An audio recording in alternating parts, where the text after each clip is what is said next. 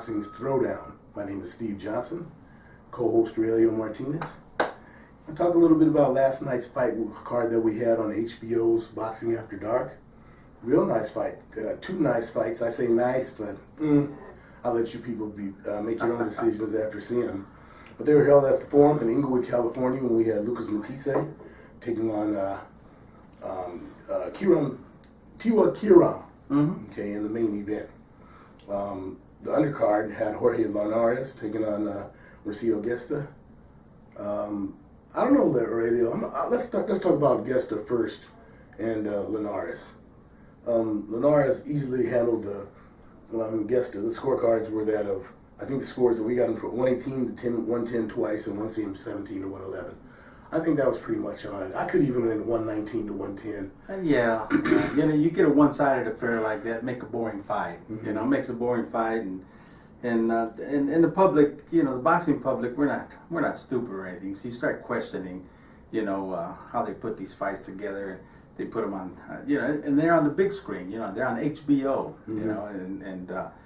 So you tend to expect better things, better matchups, better competitions, and this one here was just, something like you expect to see in a club fight. So. Well, one of the things that we know this fight was all about was seeing how Linares was going to possibly involve with Mikey Garcia.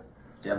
If Mikey sticks around at 135, I don't see that happening. I think one thing that was pretty obvious after the fight or during the fight is that Linares, he's lost a step or two, and so that gave Mercedo a chance to hang in there for a little bit. Yep. Gets a shot, in my opinion, but there was a chance to see, if he had a little bit enough left to him to form some kind of a problem for Linares, but he didn't. I think Linares, myself, I don't think he's a factor any longer. He better stay away from, like I said, from Mikey Garcia and even from Lomachenko. And I think, and unfortunately, I think that fight's going to happen because I think that's what they're setting up. Jorge Linares, when he came onto the scene, man, he came on, he was strong, and he was. Yeah. I mean, he was just beating all takers and stuff like that, and he looked good. But like you say, when you get past your prime,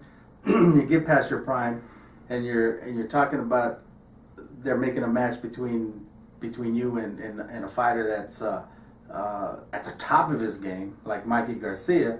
I'm not sure if that's going to be a fight that's going to be a big marquee sell or anything, and because you got Mikey Garcia calling out all the big names, all the marquee names, where he's thinking money.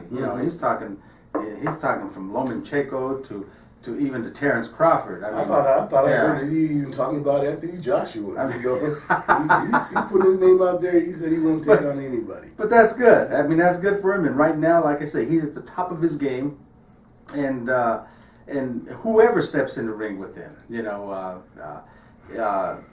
is better be ready. Let's just say that, better be ready. So the Linares, I think they're making that fight. I think it's a makeable fight because it's not a lot of output on money for the promoters. That'll be the problem. And the thing. So but then again, when it's not a big output money, Garcia's going to reframe. I mean, he's worth a lot more money, just his name. So therefore, but I think it's going to be made. For some reason, I just have a feeling that it's going to be made. Okay, I hope not. But before we move on to the Matthysse fight, let me say this. If you remember after the fifth round, or during the fifth round, at the end of the fifth round, the Athletic Commission came over and took that bottle away from the corner of... let's talk about that. Let's talk about that, because they sure did. They were rubbing the substance on Kirit, his body, and of course, there's a lot of. I'm kind of having mixed feelings about that. Number one,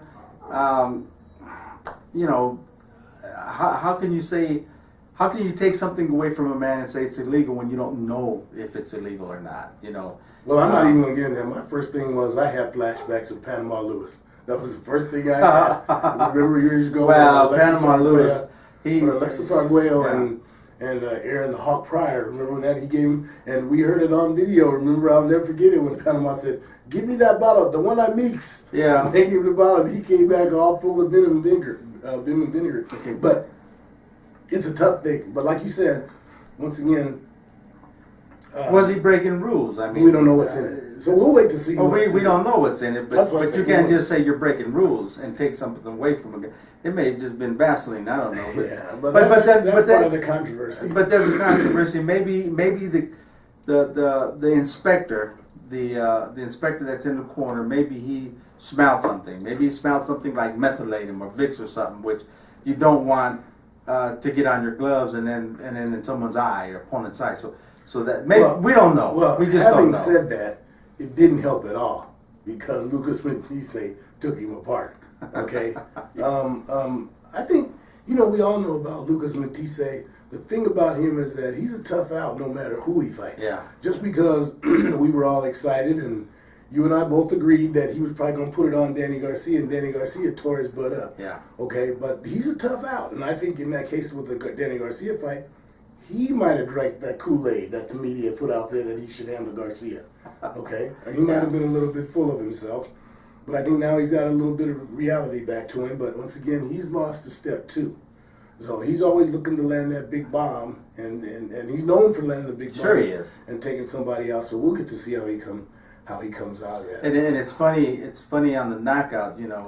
That second knockout when they stopped knockdown when they stopped the fight, that really wasn't as devastating as the first one. So obviously, the fight ended on the first knockdown. Okay. Yeah. It ended. My man got up and he continued to fight, but Kiram knew it was done. Mm-hmm. Okay. So the second knockdown was formality. Yeah. Okay. And now, Lucas Matthysse, to his credit, now he's the WBA, what they call regular welterweight champion. I'm confused by all these regulars, unregulars, caffeinated, uncaffeinated, decaffeinated, and all these. But anyway, he's got a title. He's got a title. He's got a title. Okay. I have to ask you, what do you see ahead for Lucas now? Well, I mean, now he's got a welterweight strap. Whether meaningless or not, he's got it. Yeah. He's got it. So who is there? I mean, everybody around radio. There's, the names of Thurman and Spence and now Terrence Crawford and Danny Garcia and Brandon Rios. These guys' names are all out there. Yeah. But where does Lucas fit in? Well, there's one predicament he put himself in. Now he's a champion. He's in probably the toughest division in boxing right now today. Okay? I agree. And so it doesn't matter. So the good thing is he put himself to get a payday. He's going to get a payday now. Okay.